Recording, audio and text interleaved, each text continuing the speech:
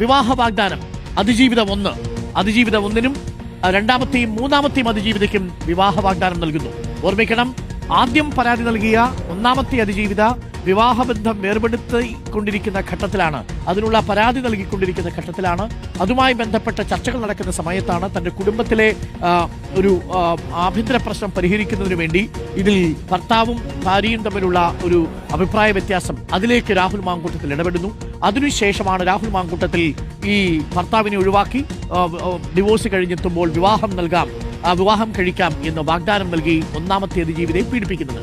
രണ്ടാമത്തെ അതിജീവിതയോടും വിവാഹം കഴിക്കാമെന്ന ഉറപ്പിന്മേലാണ് ഫെന്നി നൈനാനിന്റെ സഹായത്തോടു കൂടി അതിജീവിതയെ ഒരു ഹോം സ്റ്റേയിൽ എത്തിച്ച് പീഡിപ്പിക്കുന്നതും.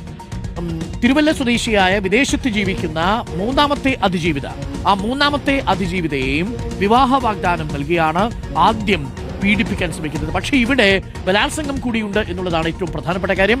ഒന്നാമത്തെ അതിജീവിതയോട് ആദ്യത്തെ തവണ റേപ്പ് ചെയ്തു എന്ന് തന്നെയാണ് അവർ പറയുന്നത്. പിന്നീട് തുടർച്ചയായിട്ട് അവർ ഭീഷണിപ്പെടുത്തി റേപ്പ് ചെയ്തു. സഭയിൽ അടിയന്തര പ്രമേയം അവതരിപ്പിച്ചതിന് ശേഷം വന്ന് ഗർഭിണിയായിരുന്നതിന് ശേഷവും റേപ്പ് ചെയ്തു എന്നുള്ളതാണ്. ബലാത്സംഗ കുറ്റം അതിജീവിത 1, അതിജീവിത 2, അതിജീവിത 3, 3 പേരുടെ കാര്യത്തിലും ബലാത്സംഗ കുറ്റം നിലനിൽക്കും. കുഞ്ഞു വേണമെന്ന് പറഞ്ഞുകൊണ്ടാണ് ബലാത്സംഗം നടത്തിയത്, പീഡനം നടത്തിയത് എന്നാണ് ഒന്നാമത്തെ അതിജീവിതയും രണ്ടാമത്തെ അതിജീവിതയും മൂന്നാമത്തെ അതിജീവിതയും പറഞ്ഞത്. അതാണ് രാഹുലിന്റെ ഒരു ബലാത്സംഗത്തിന്റെ രീതിയായിട്ട് ഇപ്പോൾ പുറത്തു വരുന്നത്. ഒന്നാമത്തെ അതിജീവിതയും രണ്ടാമത്തെ അതിജീവിതയും മൂന്നാമത്തെ അതിജീവിതയും അത് തന്നെ പറയുന്നു. ഒന്നാമത്തെ അതിജീവിതയെ ബലാത്സംഗം ചെയ്തതിനു ശേഷം തുടർച്ചയായി ഒഴിവാക്കുന്ന ഘട്ടത്തിൽ ഭീഷണിപ്പെടുത്തുന്നു. ഗർഭിണിയായതിനു ശേഷവും ബലാത്സംഗം ചെയ്യാൻ ഭീഷണിപ്പെടുത്തുന്നു എന്നുള്ള വിവരമാണ് ഏറ്റവും പ്രധാനപ്പെട്ടത്. അതിൽ തന്നെ നഗ്നചിത്രങ്ങൾ എടുത്ത് ഒന്നാമത്തെ അതിജീവിതയും രണ്ടാമത്തെ അതിജീവിതയും മൂന്നാമത്തെ അതിജീവിതയും ഭീഷണിപ്പെടുത്തി എന്നുള്ള വിവരമാണ് ഇപ്പോൾ പുറത്തു വരുന്നത്. അതിനുശേഷം പീഡനത്തിനു ശേഷം ഒന്നാമത്തെ അതിജീവിത ഗർഭിണിയാകുമ്പോൾ ഗർഭഛിദ്രത്തിന് നിർബന്ധിച്ചു എന്നുള്ളത് ഒന്നാമത്തെ അതിജീവിതയുടെ പരാതിയിലുണ്ട്. എന്നാൽ രണ്ടാമത്തെ അതിജീവിത ഭാഗ്യം കൊണ്ട് അതിൽ നിന്ന് രക്ഷപ്പെട്ടു. മൂന്നാമത്തെ അതിജീവിത നൽകിയ പരാതിയിലും ഗർഭഛിദ്രത്തിന് വേണ്ടി നിർബന്ധിച്ചു എന്നാണ്.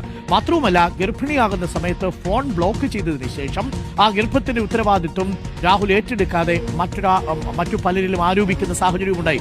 അങ്ങനെ ഒടുവിൽ ഗർഭഛിദ്രം നിർബന്ധിച്ച് ചെയ്യുന്ന ഘട്ടത്തിൽ DNA പരിശോധനയ്ക്ക് തയ്യാറാകാതിരുന്ന രാഹുൽ മാങ്കൂട്ടത്തിലിനെ സ്വാഭാവികമായും നിയമത്തിന് മുന്നിൽ കൊണ്ടുവരിക എന്ന ഉദ്ദേശത്തോടു കൂടി DNA പരിശോധനയ്ക്കായി ഭ്രൂണം സൂക്ഷിച്ചു.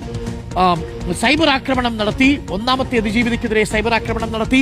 വിട്ടുകിളിക്കൂട്ടം പോലെയാണ് ഒന്നാമത്തെ അതിജീവിതയ്ക്കെതിരെ സൈബർ ആക്രമണം നടത്തിയത്. അതിൽ സന്ദീപ് വാര്യർ അടക്കമുള്ള നേതാക്കൾ പോലും അവരുടെ ഫേസ്ബുക്ക് പോസ്റ്റിലൂടെ ഈ പെൺകുട്ടിയുടെ ഐഡന്റിറ്റി പുറത്തു വരുന്ന രീതിയിലുള്ള ചില ഇടപെടലുകൾ നടത്തി എന്നുള്ളതാണ് ഇതിൽ ഞെട്ടിക്കുന്ന വിവരം. ഒന്നാമത്തെ